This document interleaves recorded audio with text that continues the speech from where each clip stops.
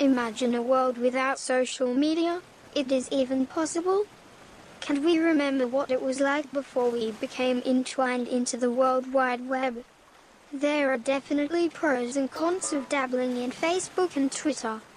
How much is too much, and what kind of effect is it having on our development as human species? Some pros of having Facebook, for instance, would be an overall connection to the important social contacts in our life, their daily interactions, the moments we share, the feeling of involvement/importance, the memories, the business we like, to the movements we follow, and the quick responses to world events. The downside are the cons, on the other hand, that might be vaster than we realized at first glance. The centralization of information, our contact details, our private messages, our personal life events, our friends, pictures, location, political stance, religious values, to the products we use daily and purchase. The way we communicate says a lot about us as individuals as well as a collective. The truth behind the screen is scary. Our important details and life events stored forever by a multi-billionaire company that does not care about our rights or safety. They are more than happy to sell our personal details to our hobbies and interests to benefit their pockets and productivity. Our pictures and posts to be forever copyrighted and owned by a company run by people we will never know. Facebook is a social experiment at best, and a collective humiliation at worst. When Facebook opened its gates to the public in 2006, it merely had 12 million members. Yes, that is already a lot compared to most websites. To currently, as of 2015, N-144 million users who access their accounts monthly. 5 million Australians throughout May 2015 have logged in, which is huge.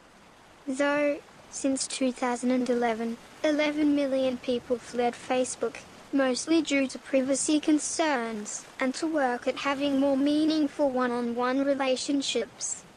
The statistics of new people signing up to Facebook are a 28.8% growth in males, 80.4% growth in those 55 and older, and 230.4% growth in those interested in sex.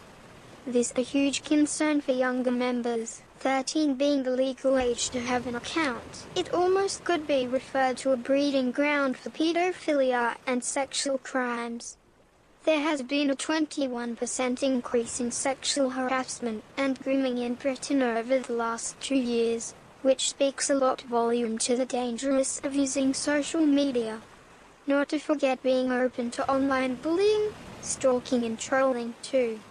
In 2 years' time, where we'll be heading as a society. I understand that social media is such an important, useful and powerful feature in the majority of Western culture, though we need to be realistic and look at its deeper effects it is having on our lives. Is there more harm than good in holding it in such high regard and depending on it so much?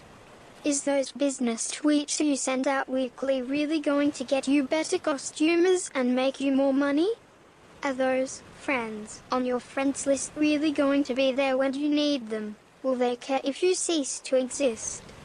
Is that favorite actress you follow really going to care if you liked her picture, or that guy you once met 7 years ago at a dodgy musical festival who you fancied? Does anyone even care about your posts? They must if you got 50 likes, right?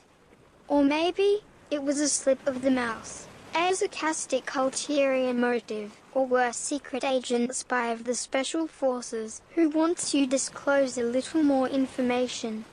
In all seriousness though, I believe it's important to ask ourselves these questions, as we need to be reflective of our own motives and what is driving those around us. We are in an age of extremity and open to self-delusion. Every decision we make is a ripple in the ocean, which in turn creates a tidal wave. Which path it flows will depend on us and what direction we take to steer it. Where it will crash is all in our hands. and where it will pull will all depend on what we do now in the present moment. We are designed to be social creatures and thrive in connectivity, and values our neighbors, our community and friends. We like to be involved in other people's lives. It makes us feel important and meaningful in making a difference. We all like to be needed. It is time to make a revolutionary step, an ingenious, fresh and courageous new way of connecting with others, standing up to the corruption, and socializing and sharing without the need of negativity from technology. Alana Bailey. http://isabigdeal.tumblr.com/